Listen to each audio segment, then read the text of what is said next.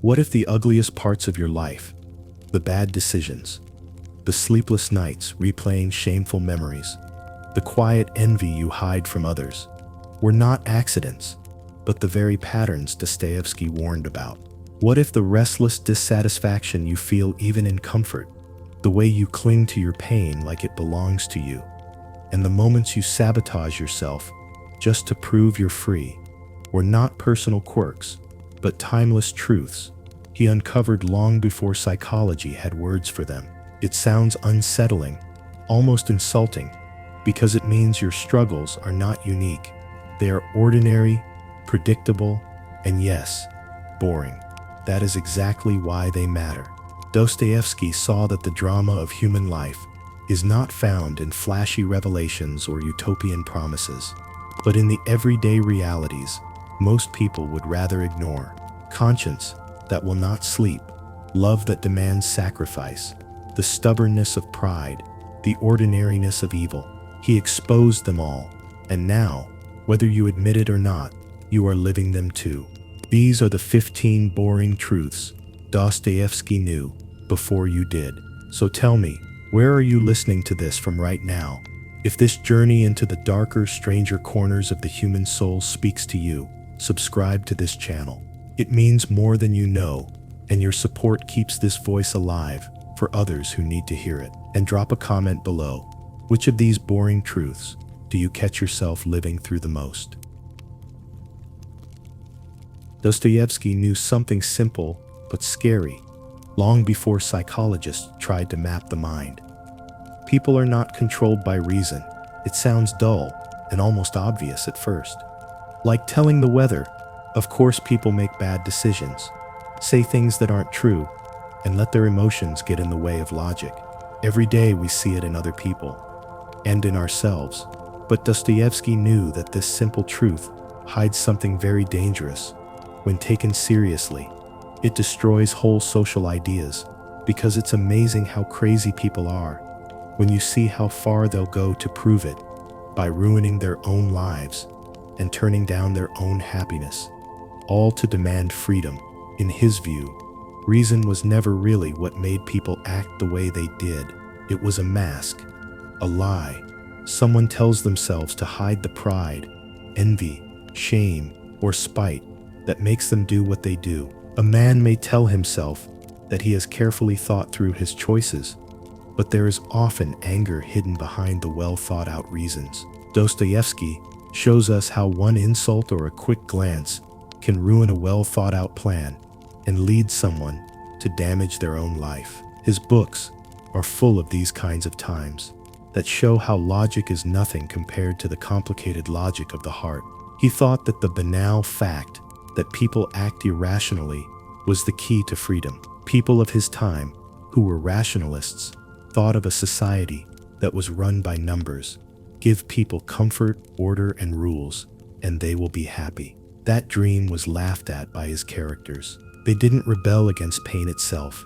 They rebelled against the idea of being turned into robots that could only do what they were told. They wanted proof that they couldn't be in any formula, and they would do something bad for themselves to prove it. This is most clearly said by the underground man, aware self-interest. The idea that people always do what's best for themselves makes him laugh. You thought I'd choose happiness, but I chose misery. And in that misery, I proved I was free, he says. What he means is that sometimes the sweetest choice is the one that hurts others. This simple but deep paradox is at the heart of Dostoevsky's view of people. Another one is Raskolnikov in Crime and Punishment. After a lot of thought, he comes to the conclusion that killing a greedy pawnshop owner will lead to greater good. At first glance, his thinking seems solid and even clever, but pride and ego are growing underneath. He wants to show that he is unique and better than everyone else. The act has nothing to do with logic. He did it because he felt compelled to show that he was better. When guilt kills him, it's not logic that breaks. It's his soul, crushed by the motives he had hidden behind logical thought. Dostoevsky says that what moves us is not the theory we say out loud, but the hurt feelings we keep to ourselves. This struggle is also shown by Ivan Karamazov. He is very smart, but his rebellion against God is not based on cold logic. It is driven by anger at pain. His opinions are sharp, but pain and anger are behind them. For Dostoevsky, even the most logical defiance comes from a need to be free. No matter how strong a line of thinking is, emotions can throw it off. And when someone tries to stand on argument alone, they will always fall. Why does this matter? If you don't pay attention to it, you'll believe the false idea that people can be made happy and that logic can control the soul's wildness. Dostoevsky knew that these kinds of utopias would not work. They don't fall apart because they don't have enough resources. They fall apart because they don't respect the illogical value of freedom. He said it would be better to break a glass heaven than to live as a happy piano key that is always played on time. The lesson isn't just about his books. In real life, people hurt relationships out of jealousy, betray friends out of anger, and hurt jobs out of pride. These decisions don't make any sense if you use logic, but people make them all the time. To call them irrational is almost to play down how strong they are. If people were always logical, life would be safe, reliable, and easy to figure out. But they're not, and that's why life is full of contradictions, betrayals, and sudden changes. For Dostoevsky, these irrational outbursts were normal and not just rare. They were what life was all about. He didn't praise this fact. He showed the damage it did, the pain it caused, and the guilt it left behind.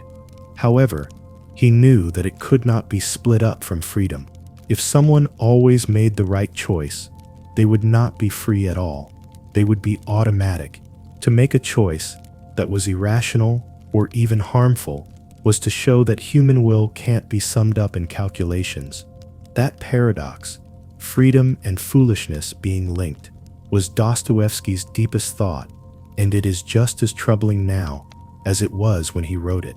The fact that people are not rational, which at first seems like a dull fact, becomes the basis of both sorrow and honor in Dostoevsky's work. It's the hidden force that breaks down ideals and utopias and explains why life is both so painful and so beautiful. They couldn't take their eyes off of him. People are irrational, and that insanity is both what makes them human and what destroys them. Dostoevsky saw very clearly that comfort is never enough, even if it is loved and sought after more than anything else. This seems like a tired old saying. Money can't buy happiness. Safety doesn't mean peace, and comfort can't quench the thirst for meaning. Because these words are used so often, they don't seem to have any meaning.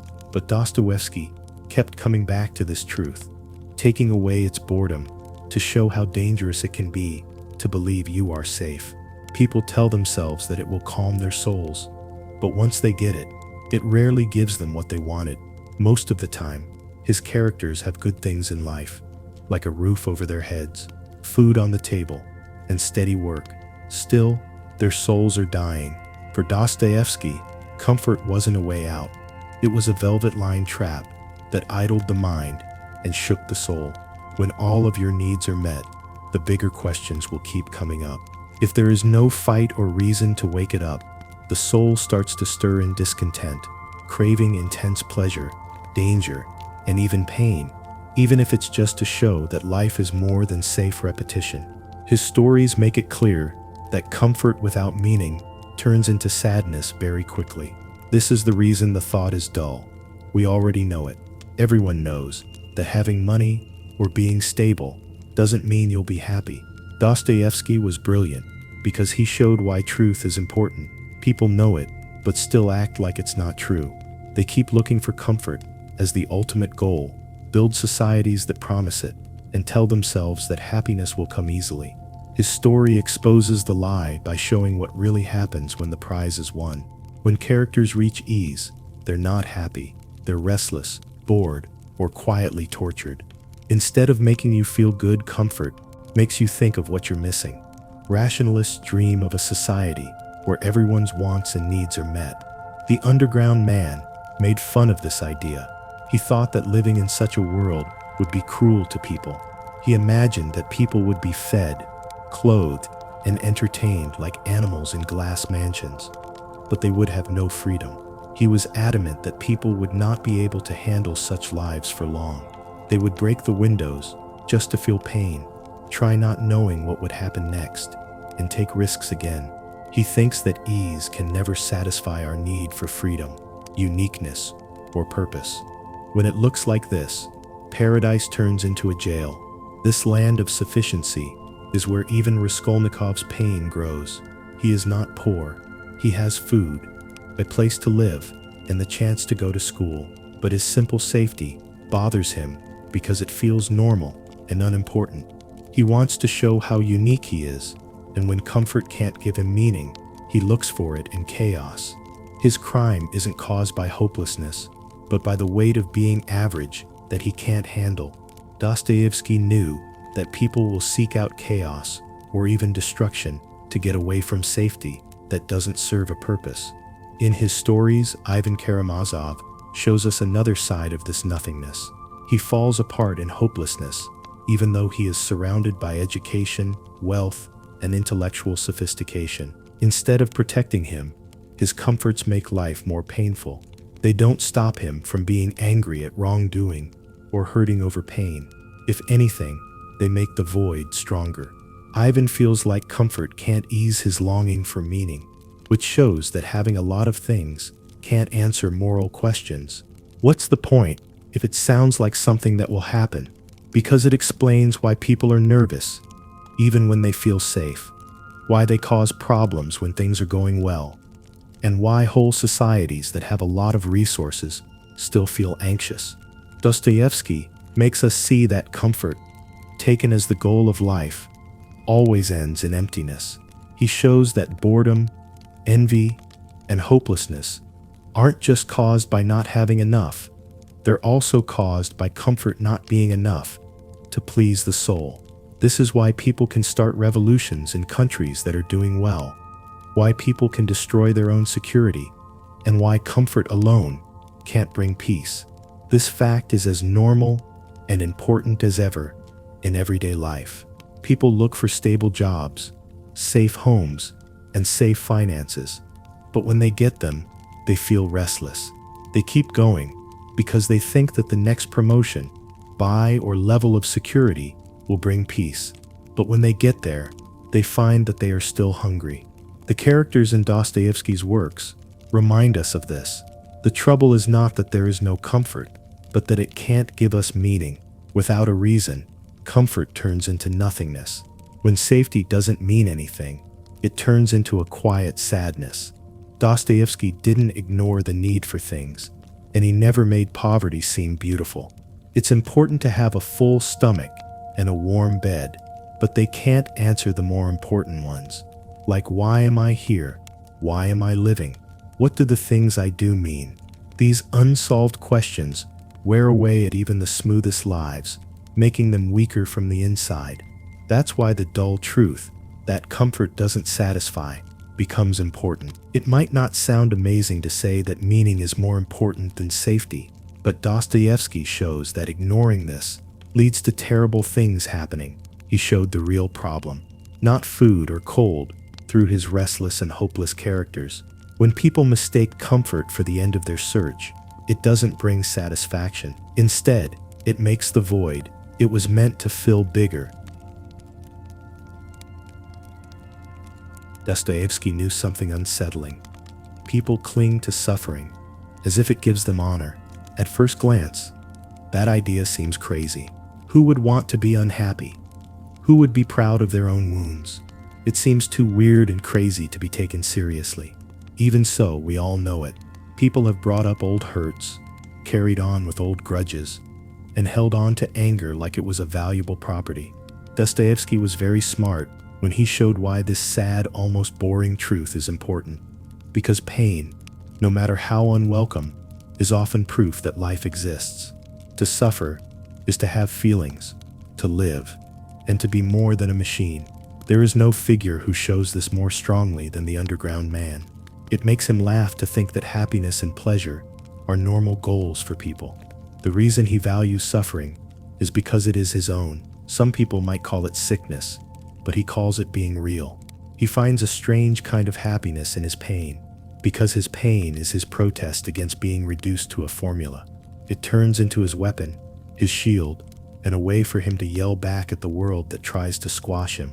The fact that people cling to pain hides a deeper understanding of freedom and identity. This is what makes the truth both dull and shocking. And it's plain, so plain that we hardly notice it. You can hear it in the neighbor who still talks about a slight from 30 years ago, or in the friend who tells the same betrayal story over and over again until it becomes a part of them. People don't want to let go because being unhappy is comfortable, safe, and even protective. To let go of it would mean facing uncertainty and living without the wound that has gently defined them. Some people would rather know they are going to hurt than risk the fear of change, which Dostoevsky understood. That's why his characters turn down peace so often when it's offered. They stop people from getting along, live in sorrow, and feed anger. Raskolnikov's pain in Crime and Punishment is not just punishment, it turns into a grim kind of food. He lets his guilt eat at him because the pain of it shows that he still has a soul. He would feel empty without it. Dostoevsky shows how terrible pain can become the only thing that connects a person to meaning. Ivan Karamazov shows a different side of this. His anger at the pain of innocent children leads him to turn away from God. He doesn't want that pain to be explained away or eased with simple solutions. He thinks that letting it go would be the same thing as betraying humanity. Ivan thinks that suffering is honesty. His pain is a way for him to hold on to his moral seriousness because he won't take fake relief. Again, Dostoevsky shows that people don't just put up with pain. They choose it, protect it, and even value it because it helps them define who they are. This is important because people don't just fight pain, they also fight relief. The underground man says that to be truly free, you have to sometimes choose pain on purpose as a way to fight the power of happiness. This isn't just a hypothetical idea, it's real life. People hold grudges for years, become angry, or base their identities on the things they've lost. Negativity that doesn't go away is often a statement like "this is mine, and in this I remain real." The fact that it seems normal hides how deep it is. It's easy to brush off as weak because everyone has seen it. But Dostoevsky goes even further. He shows that even though pain is bad, it also holds truth.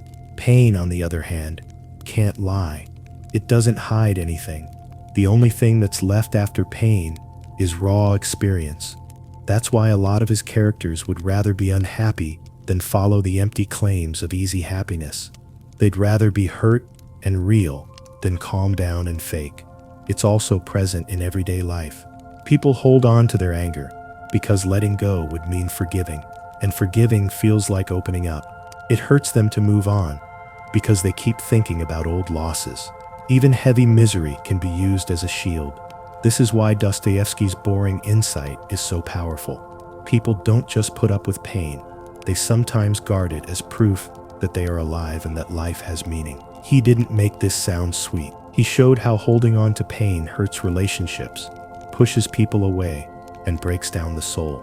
But he also wouldn't deny the strange urge people have to hold on. When you're in pain, you feel something real that no one else can fake. That's why his characters value it so much, even if it means giving up happiness. So something that seems boring at first, people quietly enjoying their own misery, becomes very important to his view of people. In his books, suffering is more than just pain. It's who you are, a protest, and proof that you exist. It is not noble, but it is very human. Dostoevsky forces us to look at this truth with open eyes. People hold on to pain because it's where they see their last undeniable truth.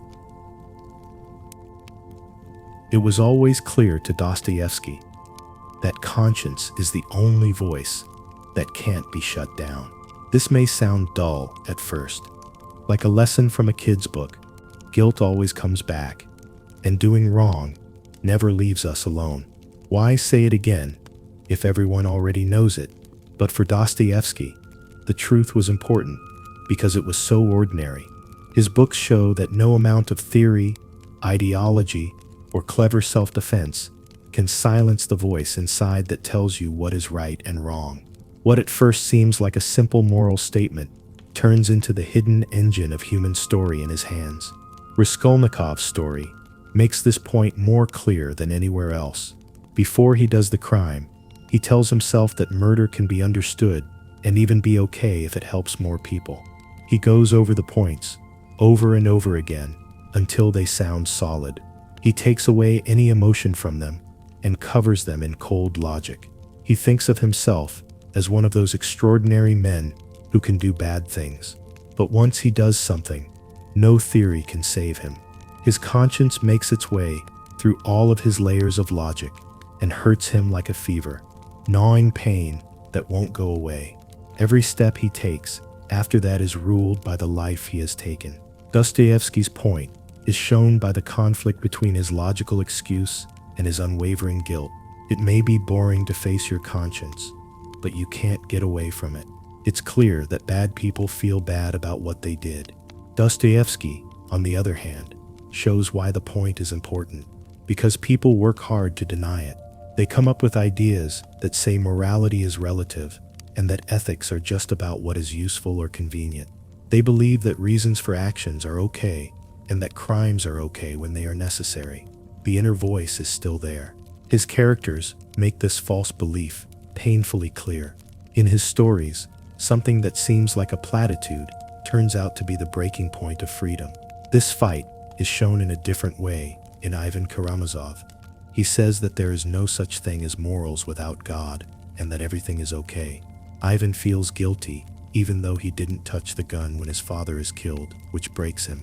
He is in pain because morality doesn't just judge direct actions, it also blames us for being quiet, for helping, and for failing to act. His brilliant arguments fall apart under the weight of his unbearable duty. In this piece, Dostoevsky shows how conscience goes far beyond the law and into the deepest parts of our souls, where no excuse can protect us. This truth shows up in all of his figures, even the small ones. A low-level manager who makes fun of a junior will feel bad about it for a long time after the incident. A proud thinker who takes advantage of someone else's trust feels uneasy when no one is around. People aren't killing each other, but they are betraying each other in small ways. It waits, sometimes quietly and sometimes loudly, until the soul remembers what it wants to forget. Dostoevsky knew that when guilt comes back, people break down, confess quickly, or ruin their own disguises. This is because the mind is pushing the truth to come out. Why do you keep telling this boring truth? Because ignorance never ends. People try to drown their guilt in things like pleasures, reasoning, and ideology. They want to think that morality is just another social construct that can be thrown away when it gets in the way. Dostoevsky, on the other hand, shows that guilt is impossible to avoid. It shows up in the innocent eyes of another person, in their thoughts, and when they are having a breakdown. It's scary because it's going to happen anyway. But he also saw its strange power. Being guilty is not only a penalty, it's also the way to live. Raskolnikov faces not only the police when he finally admits what he did, but also himself. The comfort he feels is not the end of his pain, but the start of his redemption. Even though conscience is mean, it opens the door to the truth. Dostoevsky thought that the fact that guilt can't be hidden was a sign of hope, because only by admitting guilt can change begin. This is how things work in real life. For a while, people may try to hide their guilt by cutting cuts, lying, betraying, or telling themselves it will go away.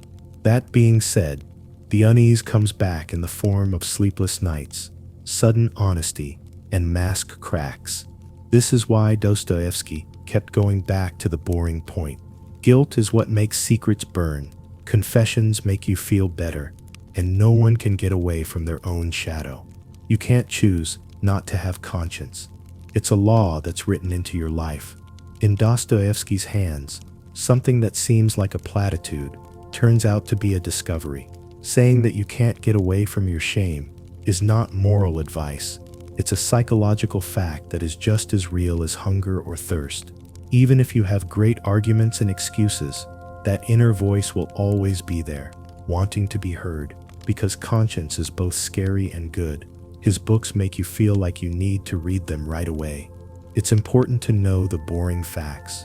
No one can get away from themselves, and the first step to peace is not to deny what happened, but to admit it. Having freedom is scary. The sentence sounds like an old proverb at first, like a slogan you might see on a billboard and forget the next day. There are too many options, too many stresses, and too much duty can make things sound dull. We've all been there. Don't we already know that it's hard to make choices? But Dostoevsky wouldn't let the point rest on something simple. He pressed it until it showed its secret edge.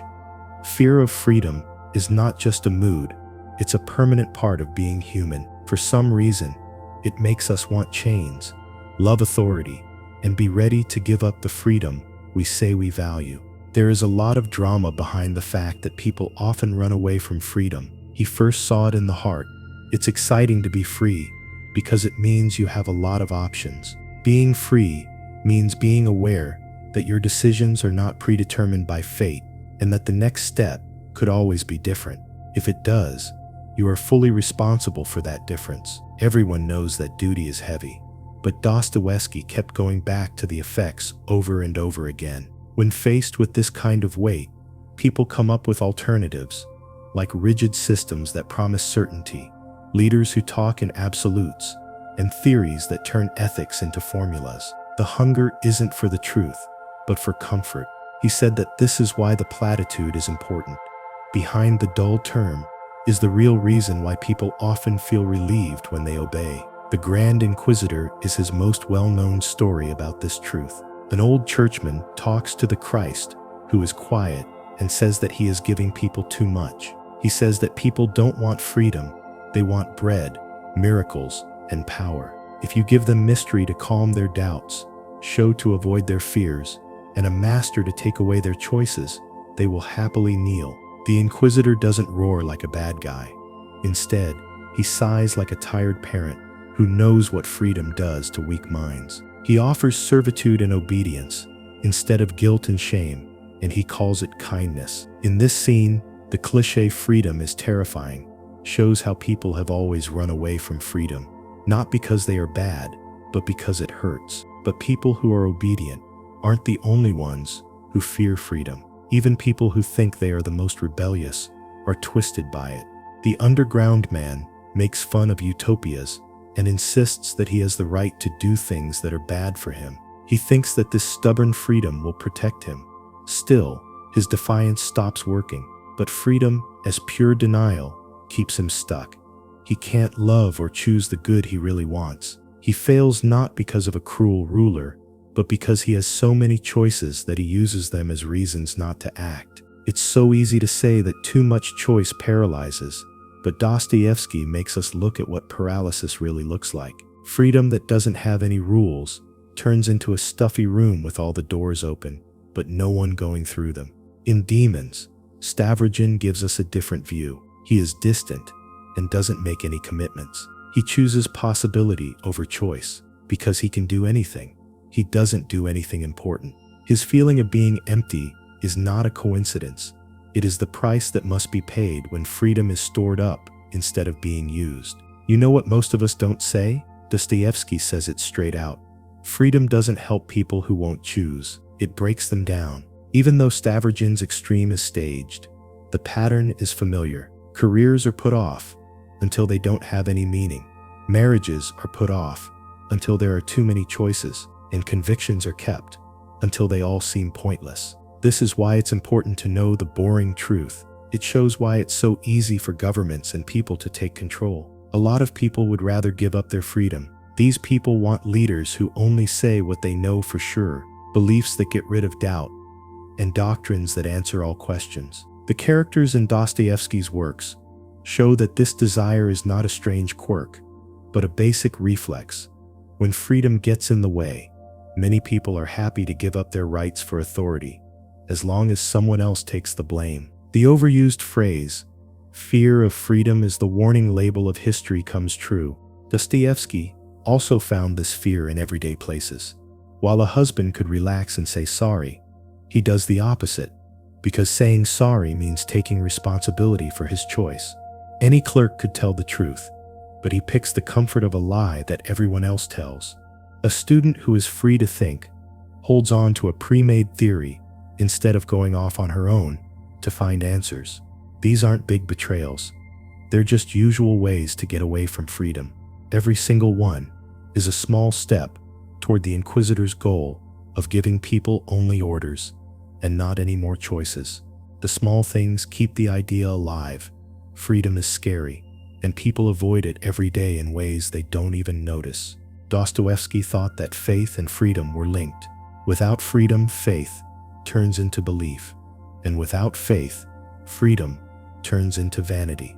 A soul needs both a plan and a strong will. When someone is lost, fear grows. If someone only has a compass, they are following but not moving. He is restless and lost with only will. In his books, Dostoevsky wrote about people who were not trying to beat the other, but to bring them together. This is such a simple idea that it might sound dull, but in his world, it's the difference between hopelessness and happiness. There's also the strange shame that comes after being free. Living with the thought that you could have made a different choice is like living with the shadow of otherwise. If fate had planned for the loss to happen, it would be easy to be sad. But regret is terrible because freedom let them go in a different direction.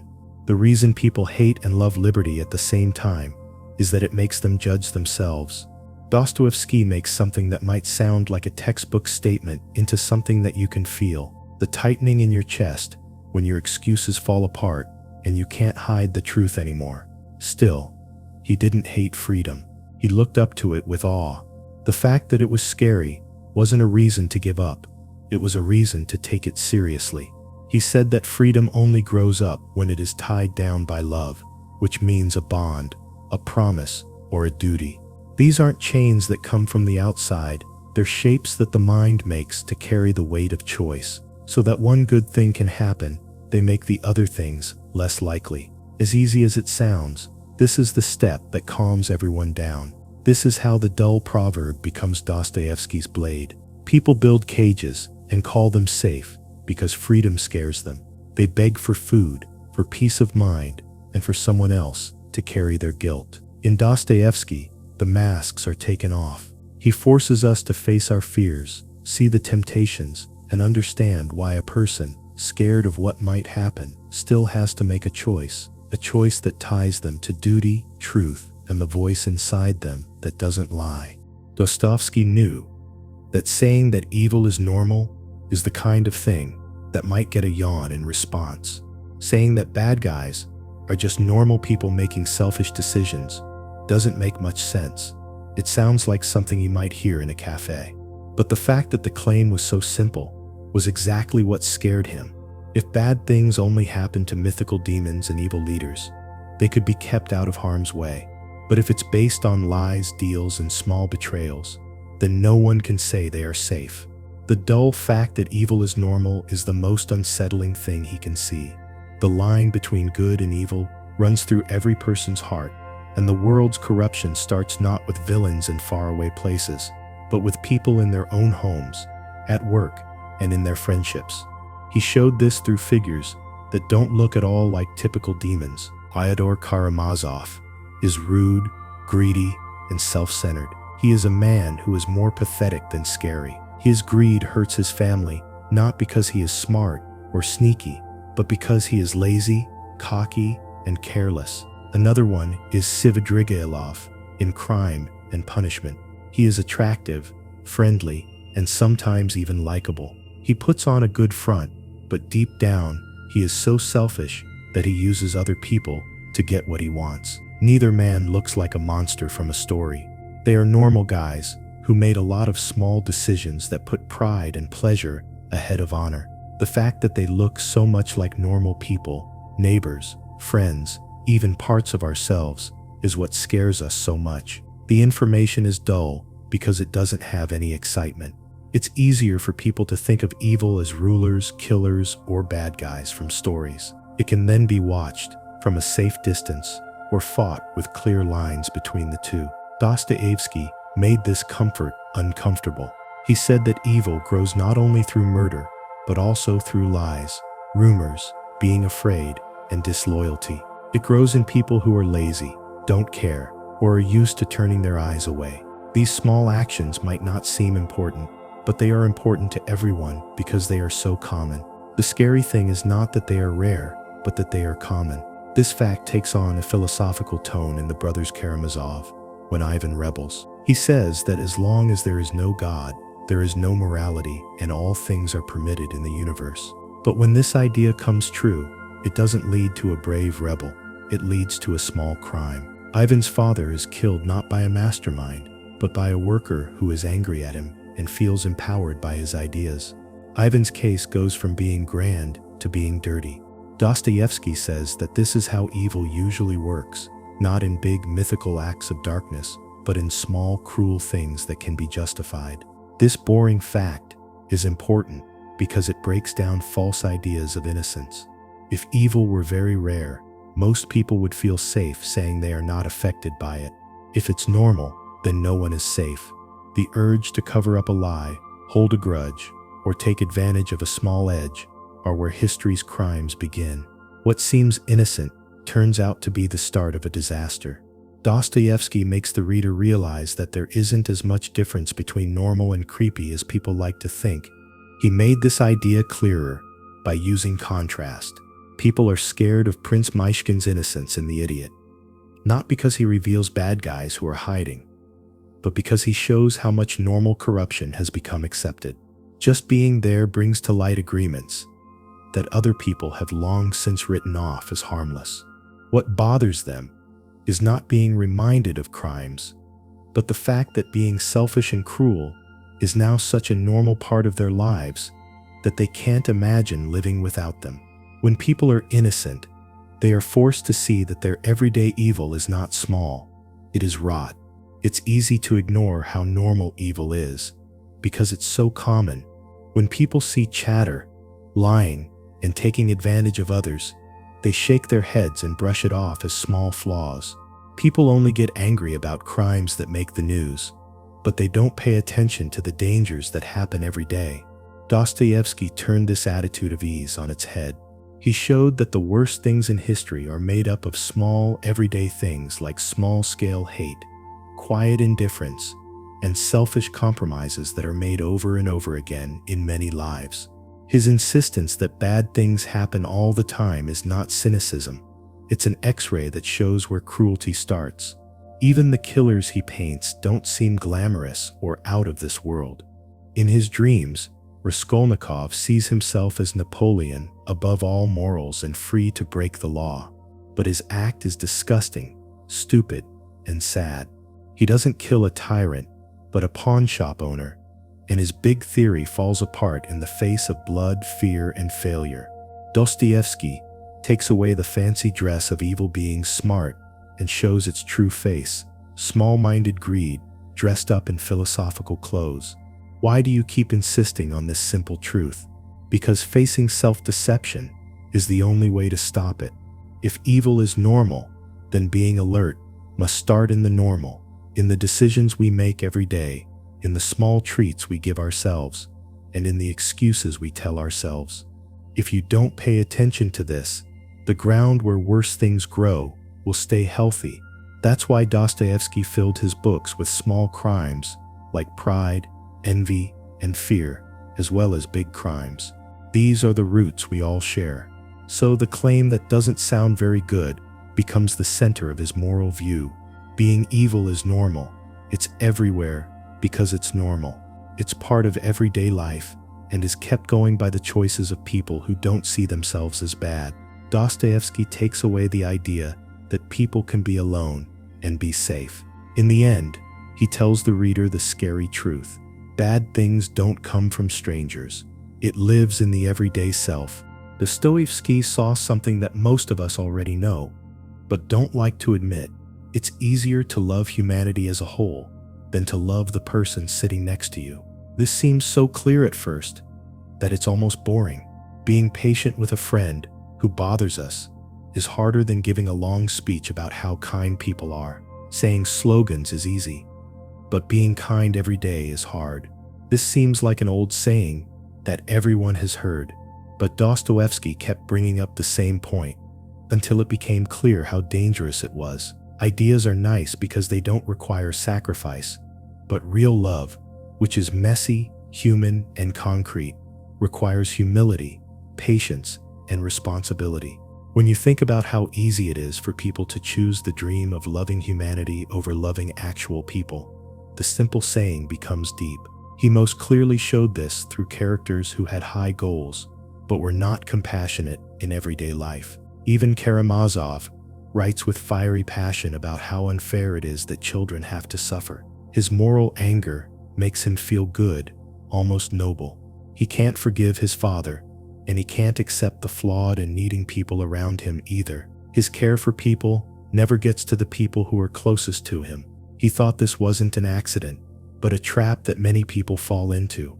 It's easy to love mankind because it never bothers you, disappoints you, or tests your patience. But the next door neighbor does, the husband does, the kid does. That's where love really starts. This is why the understanding feels important in his stories, even though it's dull in words. Everybody knows that deeds speak louder than words, and that love is tested in the little things that happen every day. Some people start uprisings out of love for humanity, even if it means giving up their own lives for the cause. Dostoevsky. In Demons, characters say touching things about how much they care about people, but in real life, they lie to, hurt, and kill each other. Abstraction keeps them from being responsible. People love ideas more than real people. This is a warning sign that whole societies can fall apart when big ideas are used to justify being mean to real people. The opposite is shown by Prince Myshkin in The Idiot. His love isn't a slogan, a concept, or an idea. It's for real people with all their flaws and pain. He hears when people make fun of him, forgives when they hurt him, and loves everyone, even those who hate him.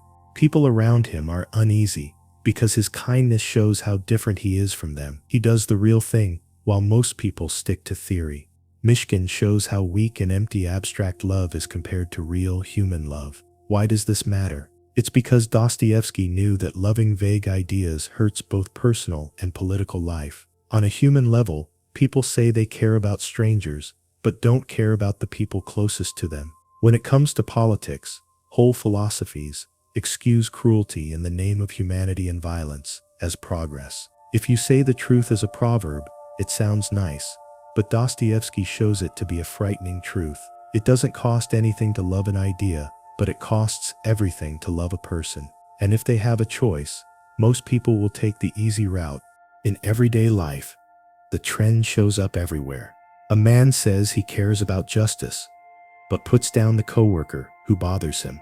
A woman says she cares about the poor, but doesn't treat her elderly parents with respect. A student yells about freedom and makes fun of people who don't agree. It's so common that the conflict is hard to see. Still, Dostoevsky's books make you face it straight on, like a mirror that shows not high ideas, but everyday lies. It was also clear to him that this choice hurts the soul.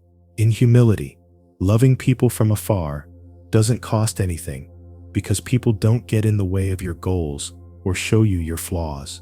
But loving the person in front of you takes time, forgiveness, and giving up things. It makes you bend, let go of your pride, and deal with pain. The ego is fed by abstract love, but real love makes the ego shrink.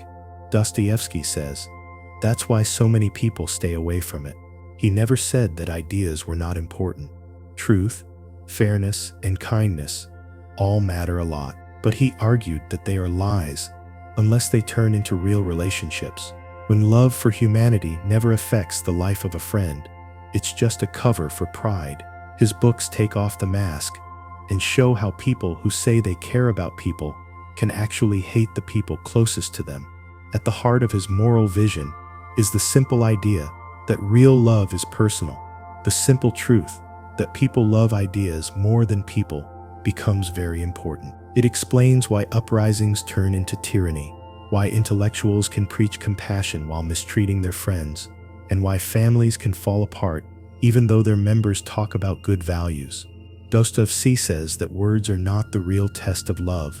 The real test of love is meeting someone's weakness every day, bearing their flaws quietly, and forgiving them, even if it costs a lot.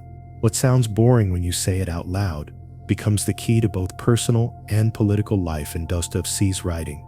Putting ideas ahead of people is the start of lying and cheating. The test of truth is to love the person in front of you, even if they are annoying, needy, or hurt. Abstract love is risky because it seems good but doesn't cost anything. Real love is hard because it costs a lot, but is the only thing that can save you. Most of the time, the idea that pain can make the soul better falls flat like a dull cliche. Too many preachers and people who say platitudes have said it, as if bad things always come with a secret blessing.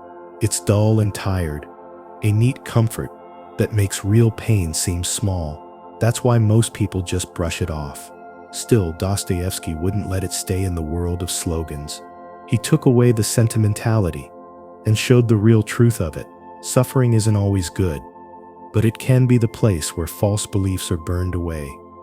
Pride is broken, and compassion is born. Without it, the mind is likely to stay shallow, distracted, and untested. It has power when seen in the lives of people who come out of pain with a focus that no amount of comfort could give. He never found beauty in pain. Even though his books are full of pain, he never said that all pain is good. How people dealt with pain was what mattered. It poisons when it is ignored or rejected. It changes when it is honestly accepted. Raskolnikov is the best example of this. He is punished by the pain of guilt, which is also what guilt does to him. Fever, anxiety, and collapsing are not good things in and of themselves. In the middle of his pain, he gives up his pride and admits, realizing that he is not above morality or love. This is what saves him. The pain doesn't erase his mistake. It changes his soul. Sayings like pain teaches, and what doesn't kill you makes you stronger are overused. So the thought sounds dull. They make the sound dull. But Dostoevsky brought the saying back to life by explaining why it's important. Comfort hides weakness, but pain shows it. Pride grows when you get praise, but it breaks when you feel guilty. People learn to be humble and kind only when they are stripped bare by loss, failure, or shame. In a general sense, the idea that pain can save may sound trite, but when you see his characters, it becomes clear that it is true. This lesson is lived out by Dmitri in The Brothers Karamazov. He acts hastily and without thinking, and he ends up facing shame, betrayal, and the threat of jail. At first, his pain makes him stronger, but over time, it gets rid of his false beliefs, teaches him to be patient, and gives him hope even when he feels hopeless. Through the fire, he becomes more human, not less. On the other hand, Ivan doesn't want to accept pain. He fights it, tries to outthink it, and goes crazy as a result. There is a big difference. Pain does not make things right on its own. It only makes sense to bear it honestly, as a call to humility rather than running away from it as pointless torture. Even though the truth sounds clean, Dostoevsky knew it wasn't. People don't want to learn from their pain. They refuse to accept reality and hold on to anger and hatred. This denial is shown in The Underground Man. He looks forward to and almost enjoys his pain, but it turns into a swamp instead of a fire. Because he accepts it with spite, it makes things worse instead of better. Dostoevsky was trying to say that pain can either kill or change. What happens depends not on the pain itself, but on how the soul deals with it. Why does this matter? Because if this truth is ignored, Whole ideas of happiness and progress fall apart. If we think of life as something that can be changed to make it painless, we create utopias that are weak and will eventually fall apart. If we think that happiness only means not having to go through pain, then we avoid the very fight that makes empathy and depth possible. Dostoevsky makes us face the truth. We can't avoid pain. It only remains to be seen whether it will hollow us out or shape us into something new. People who truly suffer learn empathy, while people who try to avoid it stay shallow. He told this fact to both heroes and low-key people. When a humiliated clerk sees the same hurt in someone else, he learns to care. People who have never lost a child can't understand how much a mother who is suffering holds on to her faith. These quiet images are powerful because they show how pain changes regular people, not just famous people. Pain can turn into decay, but it can also make room for beauty. It might sound nice to live a life without pain, but Dostoevsky says that it means you will not change. The same truth is avoided in our own lives. Because it sounds dull, people try to dull the pain, run away from it, or reason it away as an unimportant interruption. But Dostoevsky's ideas won't let it happen. His characters tell us that pain, no matter how unpleasant, is where the soul is tested. If you completely reject it, you reject the chance of growth. You don't get to choose whether you suffer or not. You get to choose whether your pain is worth it or not. In this way, the cliché comes to life. It may sound like a dull saying that pain can make the soul better, but in Dostoevsky's world, it is the key to understanding how people change. Raskolnikov, Dmitri, and Sonia are all examples of how honest pain can burn away fantasy and awaken love. They are stuck without it, but with it, they can start to live. If you talk about the truth, it might sound old, but when you hear his stories, it becomes clear. Suffering is not only a problem, it's also the furnace where honor is made, tested, and reborn. People often make decisions that are bad for them, which sounds like something everyone knows. Dostoevsky knew this. People I know shake their heads and complain. Why does he mess up every chance he gets? It's boring that the pattern is so well known. We hurt relationships, miss chances, and lose our peace of mind when we do these things. There's nothing new there. However, Dostoevsky argued that the dullness hides something important. Self-harm is not only a sign of weakness, it's also a sign of rebellion.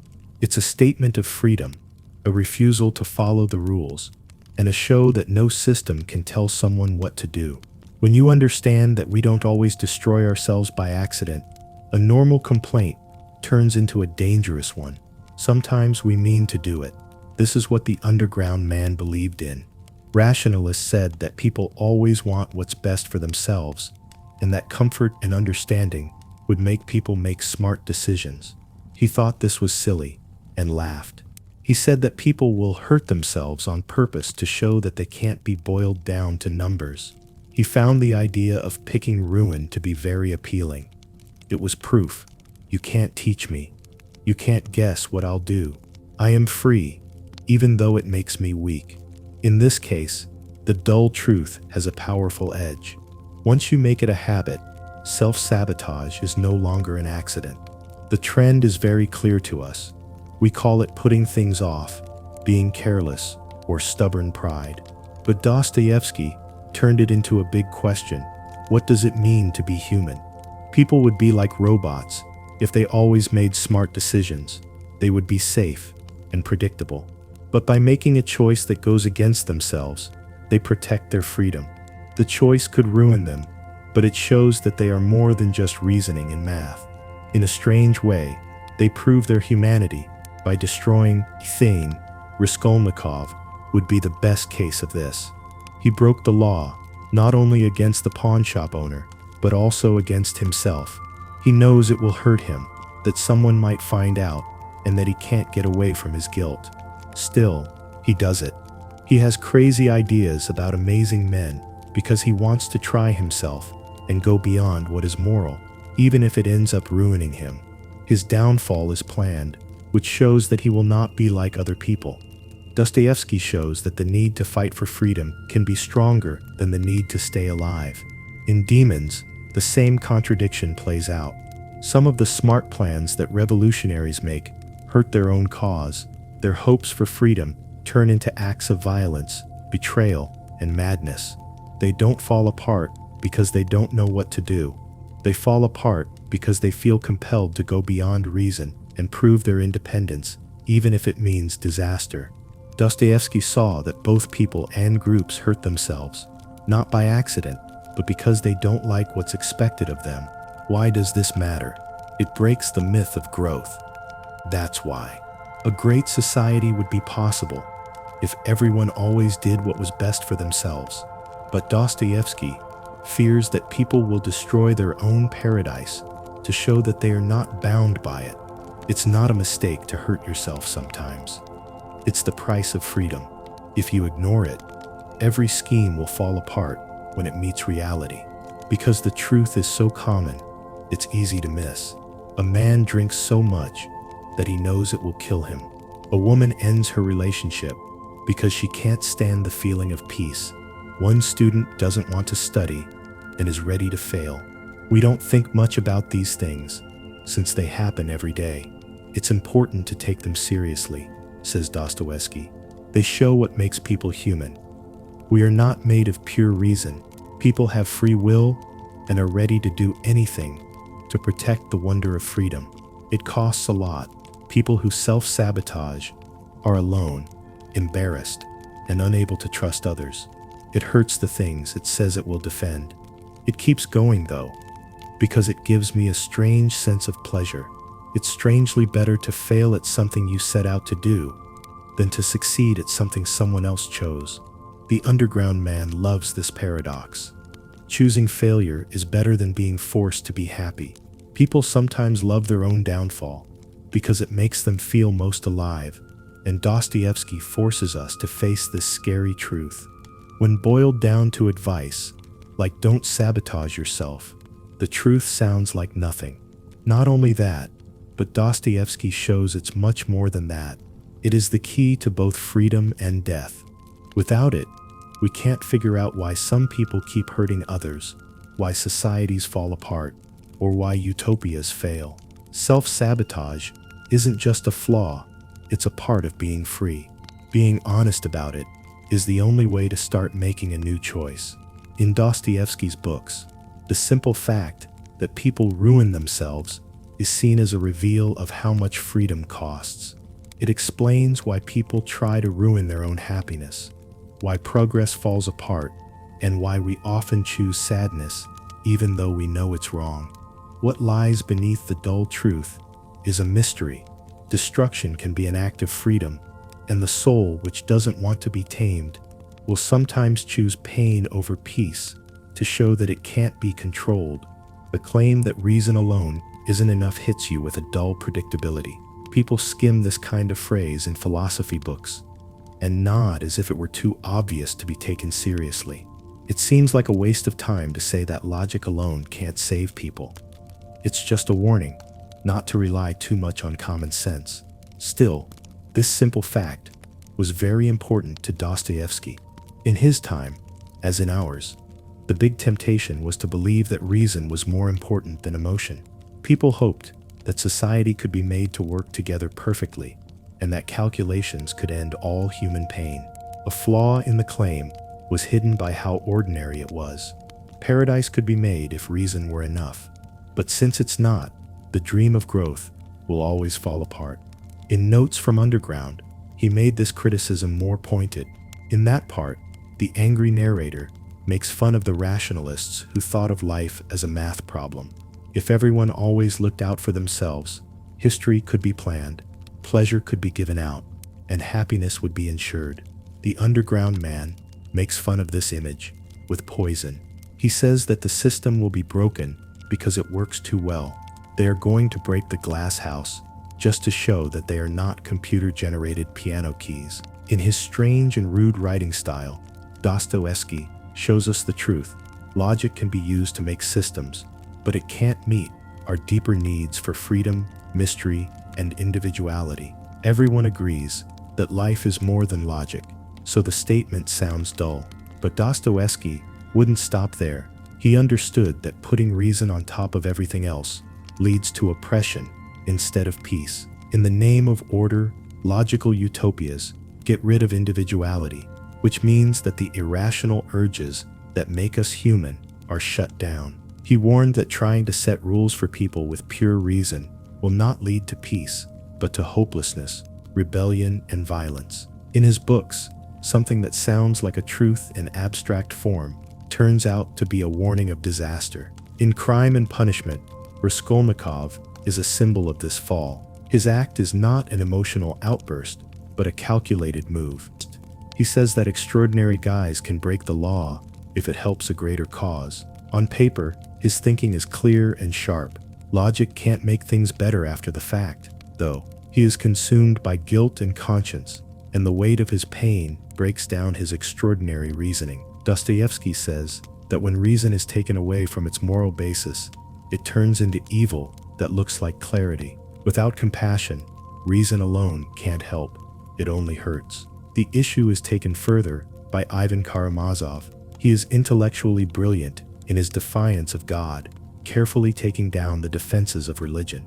But the results of his logic are terrible. Some people take his statement that all things are permitted to mean that they are okay with killing. His ideas, which used to be vague, are now blood on the floor. Even himself can't take it anymore.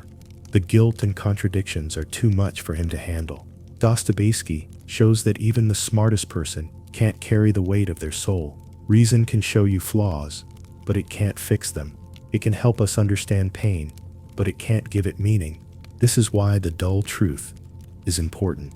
It breaks the illusion that science, political, or economic systems based on logic can make things better for people. Dostoevsky thought of people as more than just thinkers. He saw them as sufferers, friends, rebels, and seekers. No matter how logical the idea is, it falls apart if it forgets this. He thought that to be saved, you had to be humble, compassionate, loving, and have trust. Reason can talk about these things, but it can't make them happen. It is the rebels and demons who give this disaster flesh. They talk about scientific order and logical progress, but their plans cause fear in the real world. Their reasoning makes it okay to be cruel in the name of a heaven that no one ever gets to. They forget that real people are hurting right now, and the rational project eats itself up. Dostoevsky shows that ideas that aren't based on love turn violent. No matter how logical it is, it can't replace the messy, contradictory parts of a person's heart. Why is this simple fact so important? Because smarts are necessary, but they are not enough. It keeps us from giving in to myth. We give up when we think about it alone. If you don't connect reason with morality, imagination, and spirit, it turns into tyranny. Dostoevsky's books are full of broken lives of smart men who were also broken in the heart. Their stories show that logic can show us the way, but it can't tell us which way to go. It can cut through lies, but it can't make sense of things. The same thing happens to us every day. People make smart plans for their jobs, but when they reach success, they feel empty. They use arguments to explain away betrayals, but shame still aches. They make systems that work well, but crush people's personality. There is a trend that can be seen in all of them. Logic can calculate, but not save. It can show you where things are, but it can't tell you why we move. In Dostoevsky's hands, the old term turns into a strong warning. Reason by itself can't save us, because we're not just made of reason. To think otherwise is to invite failure, whether it's in your daily life or in politics. His books take away the allure of logical utopias and show how empty they are, telling us that the soul wants more than logic. It wants kindness, selflessness, and redemption. In his mind, what sounds like a dull saying becomes the most important truth. The only way to be saved is to face the mystery of what it means to be human. Innocence shows that corruption exists. The line sounds like the most boring lesson, like something from a school lesson, or a story for kids. The wicked are scared of goodness. That much everyone knows. Most people just nod their heads at it because it seems so easy and clean. But Dostoevsky took this old saying and made it into a theater play that came to life. In his hands, innocence didn't just stand in comparison to evil. It broke it down. It made people feel bad, made fun of, and even hateful. It was a dull saying, but in his books, it became a force that took away people's masks and put them face to face with themselves. The best example is Prince Myshkin from The Idiot. His kindness, openness, and honesty make him seem almost like a child, but he is not innocent because he is not ignorant. He is innocent because he refuses to take part in cruelty, lying, or pride. People laugh at him, but he listens. He forgives when other people criticize. He soothes where others take advantage. People can't hide behind faces when he's around. He shows them for what they are, without making any accusations. That's why he stirs them up so much. He doesn't teach, but the fact that he exists shows how bad they are. For Dostoevsky, this was the point. Being honest shames dishonesty more than any law or argument. This is something that most people have felt in small ways. Being selfish looks worse in front of someone who is truly kind. It seems worse to lie to someone you trust and don't think twice about. When someone who isn't mean sees a moment of violence, it seems worse. Because these things happen so often, they can seem normal. Dostoevsky was brilliant because he made them seem bigger, showing that innocence doesn't just make one person look bad, it makes whole societies unstable. He says that one pure soul can upset the delicate balance that evil relies on.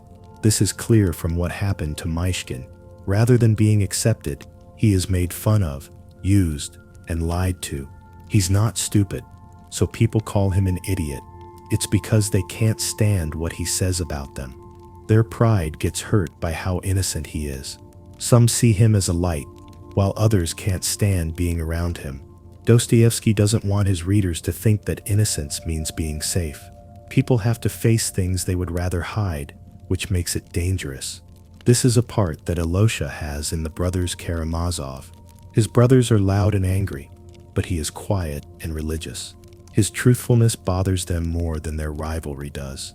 Ivan's intellectual pride and Dmitri's wild emotions can't take away from Alyosha's simple, steady goodness.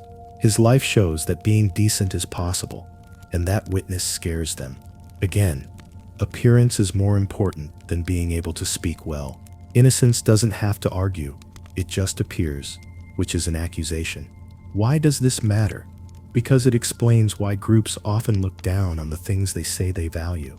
We like people who are honest, but we laugh at those who are too honest. It's wrong to take advantage of people who are kind. We praise people who are humble, but we think they are weak. Dostoevsky saw right through the hypocrisy. Real innocence doesn't cover up corruption. It shows it, and because being exposed hurts, it makes people angry. As the boring truth is shown to be truly good, it threatens the systems of agreement that most people depend on to keep them going. In everyday life, you can see the same thing. People who cheat at work are made to feel bad by someone who doesn't, while adults hide behind nice lies. A child who tells the truth makes them look bad. When someone is hurt and then forgives, it shows how small-minded the person who responds is.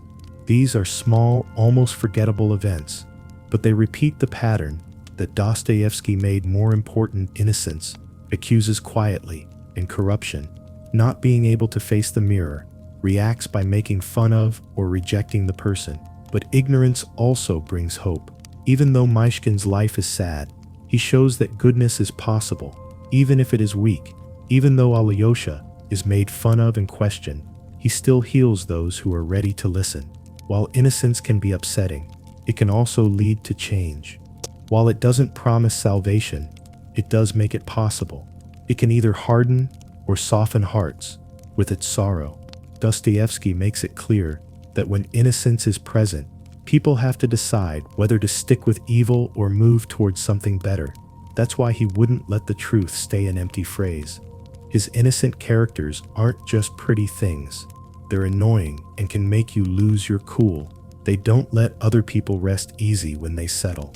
They show how much corruption has crept into everyday life without any speeches or charges. That's why people hate them, not because they fail, but because they do too well. It turns out that the simple lesson that being honest makes people look bad is both boring and necessary. It's boring because it's clear, seen every day, and easy to brush off. An important book because it explains why people are hostile toward purity, why saints are made fun of, and why goodness often suffers in a world that says it values it. Dostoevsky makes his readers face this irony. Evil doesn't hate innocence because it's weak, but because it's strong enough to tell the truth. People put on masks to hide who they really are. This saying is so common that it might sound silly. A parent could tell their child, "Not everyone shows their real face." The child, who knew this from the playground, would nod. The truth feels dull because it is so common and is told over and over again. But Dostoevsky wouldn't brush it off. People spend their whole lives hiding who they are, and societies rely on them. When the masks are taken off, disaster strikes. In his books, what seems like a simple observation becomes the key to understanding betrayal, confession, and forgiveness. A lot of different masks are worn by his figures. Some people hide their fear or pride behind their intelligence by coming up with complicated ideas. Even Karamazov is very smart when it comes to thinking, but he has a conscience that won't let him rest. Some people hide behind fun or bravado so that no one will dare call it out. Fyodor Karamazov turns bad behavior into a joke. Still others act humble to hide their envy or powerful to hide their nervousness. You can hide behind a mask to protect yourself from being judged or even to trick yourself. The old saying hides a deep truth. Masks are not just tricks, they are a normal part of social life. Everyone knows this. We say things like keeping a straight face, putting on a brave face, and hiding our feelings. It seems like the truth doesn't matter because the language is so popular. Dostoevsky made it important by showing what happens when people take off their masks. His books are full of tense moments, like Raskolnikov's collapse into confession, Ivan's breakdown into dreams, and the underground man's rage, until his anger shows how hopeless he really is. These are the turning points, the moment when the mask falls away and the soul is shown, for better or worse. He knew why people wear masks, to hide their weak sides from other people. It's scary to accept weakness, guilt, or longing, so people hide behind irony, intelligence, and anger. In this case, the underground man is the most bare. He keeps saying how smart, better, and less important he is. But all of these poses are masks. He can't accept that he feels lonely, longing, and vulnerable beneath them. His meanness is his shield, and his snark is his mask. Dostoevsky makes people see themselves in his characters, someone who hasn't hid anger, shame, hunger, or hurt behind bravado, anger, or cynicism. It may sound like a simple metaphor, but the mask can be used to mean anything. When masks are worn for too long, they start to blend in with the face, which is dangerous. Raskolnikov hides behind his theory about amazing men until he almost turns into the theory itself and can't tell the difference between his pride and the idea. Ivan hides behind arguments until his ideas eat him up. Finally, the cover comes off, and what we see is terrible. What began as a safety net turns into a jail. The boring truth turns into something scarier. The parts we make up for ourselves could make us lose who we are. This time in The Idiot, Prince Myshkin is the one who is being shown up. Other people's masks fall apart when they see how innocent he is. Nastasia Filipovna, who is angry and proud, can't keep up her mask when he shows kindness.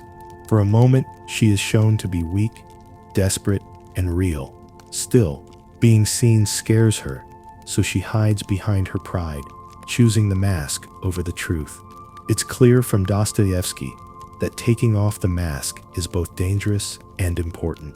It hurts, but it's the only way to get better. By refusing to hide, innocence pushes others to face their own. It's dull to know the truth because it's everywhere. People act like they are happy, stronger, more confident, and more moral than they really are. Since performance is important in society, it starts to feel normal. But Dostoevsky stressed that masks don't last. Pain rips them apart, love cuts them open, and guilt breaks them.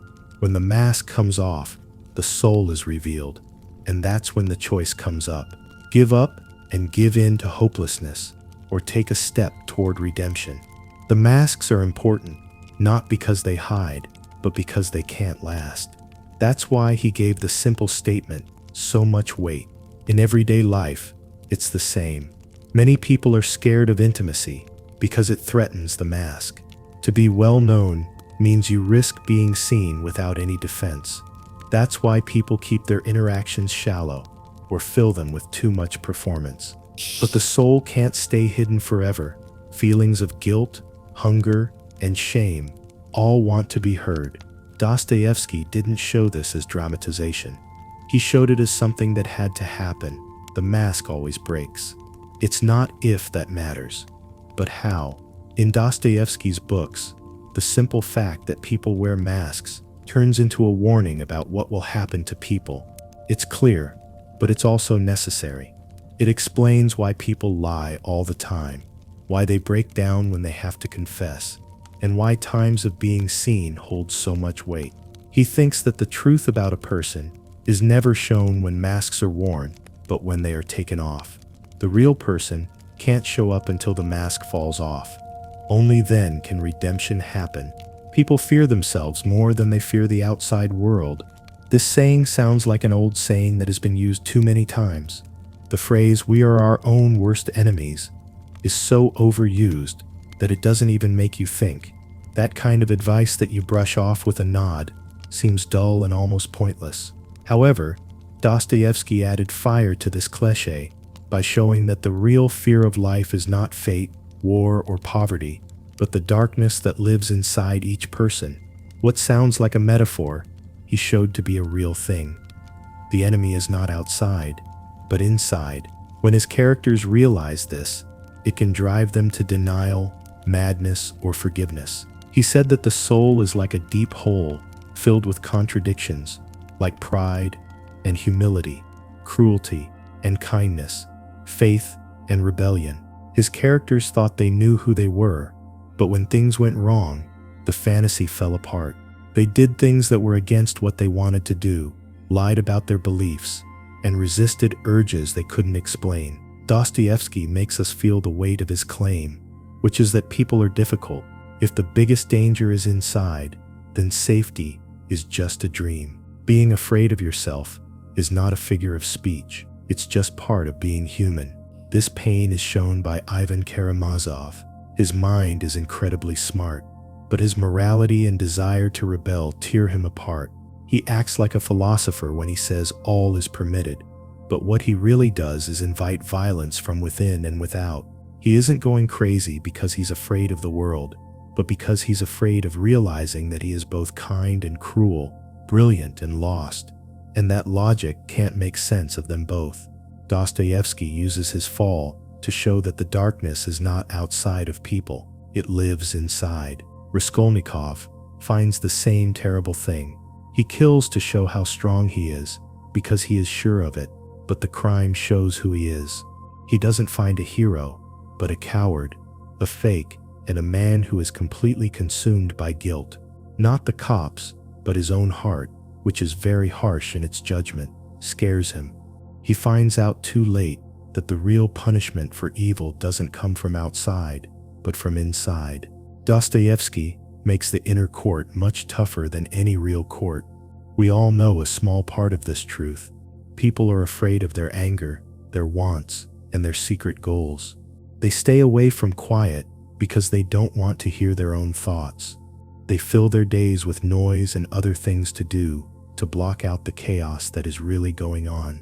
The claim sounds silly because everyone has seen it, but Dostoevsky made the glimpse into a deep chasm. He said that being human means being at odds with yourself all the time, and there is no way out of that fight. This fear is heard most clearly in the underground man. He is defined by contradictions. He wants connection, but hates intimacy. He wants attention, but looks down on people who give it to him. He knows he's not a machine, but the freedom he loves makes him miserable because it shows him the crazy parts of himself he can't control. His fear is not of being stifled, but of himself, his chaos, his mystery, and the fact that he is hard to predict. A tired proverb is turned into psychological horror by his angry, over-the-top monologue. The soul is a stranger even to itself. Why does this matter? Because it breaks down false ideas of self-mastery. People want to think that they are in charge, and that their mind and will can control the soul. Dostoevsky says that's not true. Pride and humility, cruelty and kindness, and disobedience and faith all clash. It's scary to accept that the self is not just one thing, but a battlefield. They can't be hidden by a mask, a philosophy, or a distraction. They live inside us and affect the choices we make, the ways we avoid problems, and all of our attempts to be in charge. Nastasia Filipovna shows this fear inside in the idiot. She wants love, but doesn't think she deserves it. Mushkin's kindness makes her vulnerable, but she pulls back in fear. To accept love, she would have to face all of her flaws, which she can't do. Her downfall is not caused by bad people outside of her, but by the war inside her. Dostoevsky shows that being afraid of yourself can kill you more than being unkind to other people. The same trend can be seen in everyday life. Fearing what it might show, people don't want to do honest self-examination. Instead of facing their envy, resentment, or cowardice, they stick to shallow distractions. Because each one could expose them, they avoid confession, closeness, and even quiet. We fear ourselves, which is a dull truth that explains why we hide behind masks, run away from stillness, and want to leave so badly. It's terrible to be truly known, not even by yourself.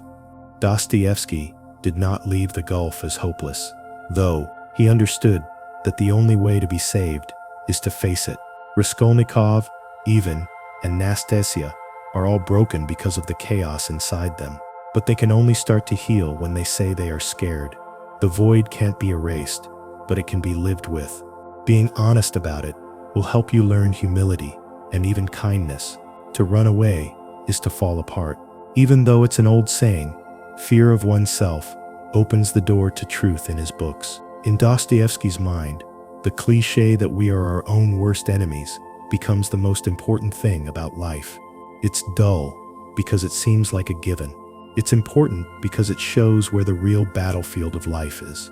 The enemy is not fate, history, or people in general. It's the heart itself. Dostoevsky says that facing that truth is the only way to move forward because it is the start of courage and salvation. Love demands giving up things. The phrase has been used so much that it's almost lost in the background noise. It's on pillows, in lectures, and in stories with happy endings. We nod, not fully understanding, and then move on. It's dull because it's too common, and the repetition makes it less powerful. Dostoevsky, on the other hand, said that this old saying hides one of the hardest facts of all. Love without sacrifice is not love. It's just feelings and selfishness, dressed up in nice words. He thinks that real love always costs something, like safety, pride, or power, and that's how it shows how real it is. These truths are real for his characters. In Crime and Punishment, Sonia shows selfless love, not through words, but through her actions. To feed her family, she has to be lowly, which makes her suffer, but her love for Raskolnikov doesn't change. She doesn't preach at him, she just hangs out with him. She goes with him, even when he is sent away, taking the weight of his crime with her. Her love is not vague or pretty. It is embarrassing, tiring, and expensive, but that's also what makes it powerful. Raskolnikov starts to change because she keeps going. The dull saying shines brighter when she's around.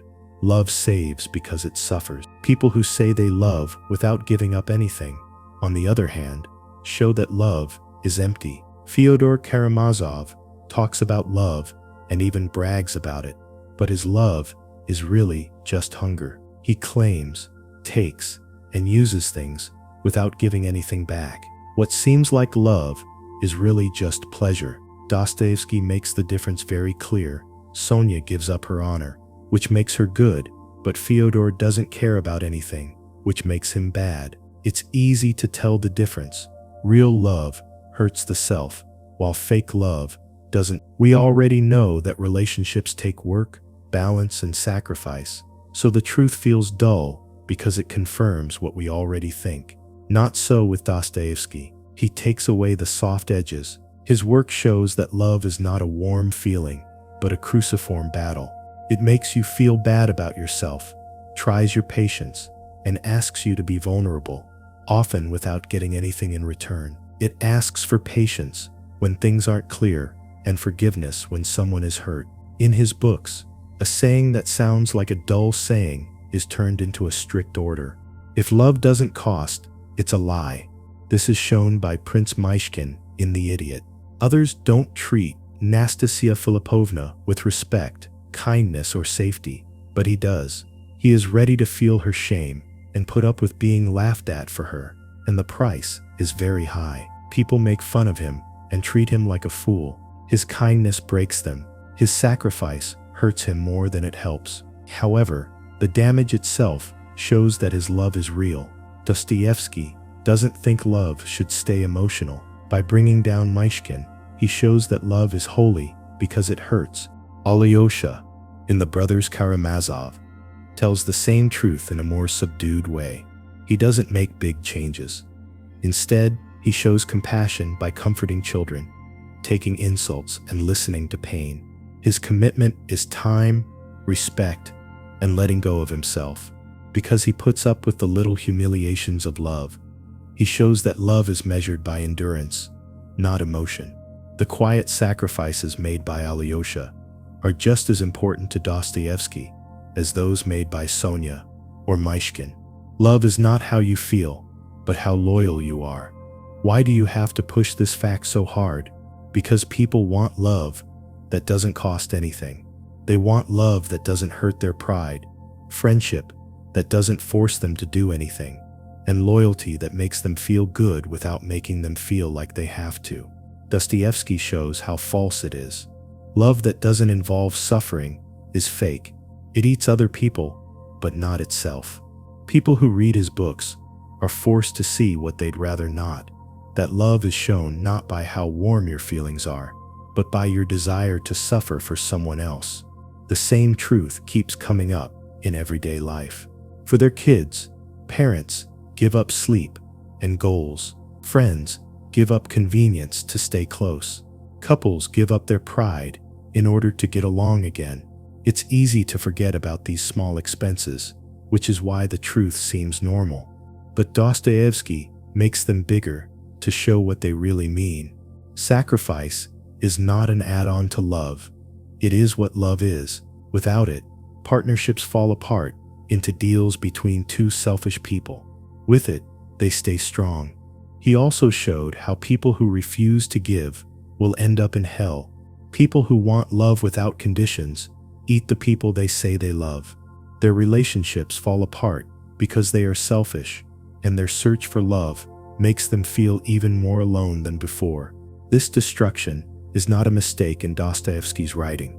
It is the rule that where there is no sacrifice, love turns into consumption, and consumption kills. So the dull phrase, "love requires sacrifice," comes out very clearly in his books, which is scary. Each of Sonia, Alyosha, and Myshkin goes through pain because they love. Still, their pain has worth, while the self-indulgent fall apart in nothingness. The price is different. Dostoevsky thought that the true test of love wasn't how strongly someone felt, but how ready they were to bleed. He makes the reader see love not as something sweet and comforting, but as something hot and dangerous. To love means to give, to wait, and to lose. To refuse this is to stay in a false belief. In words, the truth may sound weak, but in real life, it is the only truth that makes things better. Dostoevsky's conclusion is clear. Love is just a mask for desire without sacrifice. But love becomes the way to salvation with sacrifice. It is possible to change, but it's never easy. The term sounds like a dull truth that you might find in a self-help book or a sermon. It's been said many times that people can change, but it's hard to do. The words are too common to make me feel anything, and they don't make me want to stay. But Dostoevsky made this old saying the most important thing in his view of people's lives. He never saw forgiveness as a sentimental or automatic thing. It was expensive, painful, and risky, but it was always possible. The simple phrase hides a deep meaning.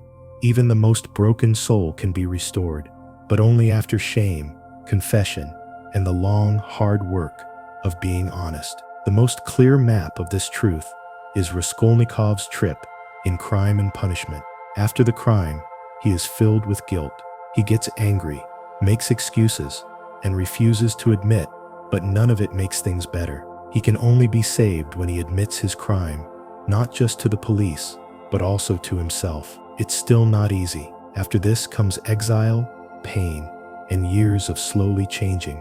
For Sonia's selfless love, his return doesn't happen all at once like a flash of light, but over time. Dostoevsky says, this is how salvation works.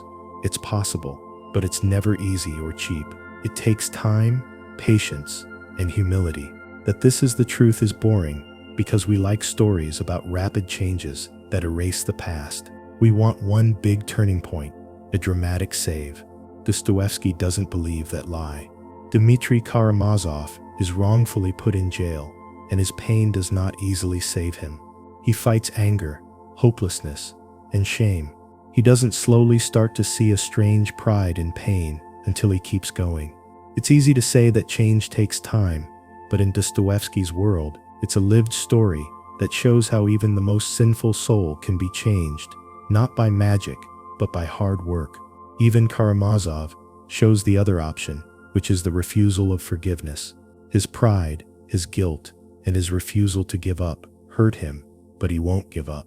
He tries to control his pain with logic, but logic only makes him more crazy. Dostoevsky uses his death to teach us a lesson. People can always be saved, but they are never pushed to. It takes admitting your mistakes, being humble, and being ready to be broken open. He shows that this is exactly what the proud heart hates the most. Something dull becomes more important. Redemption may be waiting for everyone, but not everyone will pay the price. The people who can save the day, Sonia, Alyosha, and Myshkin, are very different from each other. They can't save others through arguing or force. They have to do it through love, patience, and endurance, which cost a lot. They walk with those who are broken and tell them that they can get better. They can't walk the road for them, though. Dostoevsky says that redemption is always a particular thing. There is no system, ideology, or organization that can promise it. In the hidden part of the soul, it has to be picked over and over again. People can change is an easy way to avoid the hard truth. Change requires pain and the strength to keep fighting. Why is this dull fact so important? Because people want love that doesn't cost anything, change that doesn't hurt, and forgiveness that doesn't require them to be humble. When transformation is hard, they give up, as if trouble means impossible. Dostoevsky tells us that the truth is in how hard things are. It wouldn't mean anything if forgiveness didn't cost anything. If you couldn't stand it, it wouldn't be real. His figures show that the weight of redemption is what makes it valuable, and the chance of redemption is what makes life worth living. The same things happen to us every day. When someone tries to fix a broken relationship, they learn that it takes time, honesty, acceptance, and patience. Someone tries to break a bad habit and finds that they have to fail, keep going, be humble, and start over. Even though these problems seem normal, Dostoevsky turns them into his main idea. Forgiveness is real, but it's never easy. Instead of a single step, It's a long trip full of ups and downs. He doesn't say that everyone will win. Some people give up because they are too proud or too sad. Others suffer without getting better. But he always leaves the door open because he knows that every soul can be saved. People who are very evil can turn to the light if they are ready to pay the price. It's not always easy to be saved, but it's never impossible. Dostoevsky saw this as both the most basic and the most important truth. The soul can change, but only with grace and grit, forgiveness and the guts to start over. So the last sentence, which is flat because it is so common, comes up as the source of hope in his work. People are crazy, restless, stuck in pain, afraid of freedom, dishonest, hidden, and scared of themselves. They may still be saved by pain, confession, sacrifice, and love, though we already know the truth, so it sounds dull. It's important when Dostoevsky insists on how much it costs. It is possible to be saved. It's never simple. In the end, that's what his view of people is based on. There is saving, but it costs everything. Thanks for sticking with me on this trip. You may not comprehend how much it means that you choose to spend your time listening, thinking, and facing these hard truths. These realities aren't exciting or interesting, yet they're what we all stand on every day. Dostoevsky understood them before psychology gave them names. Now you know them too. 15 boring realities that you can't forget. Don't just nod and go on. This is your reminder. Think about where you are hiding behind comfort, holding on to your pain, hurting yourself, or turning away from the hard work of becoming better.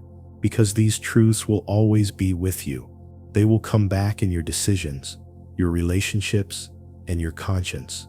The wake-up call is that you are already living them. The question isn't if they exist, but if you'll be honest with them. I want to thank you again if this story spoke to you. Your help keeps this channel going, and it means more than you know.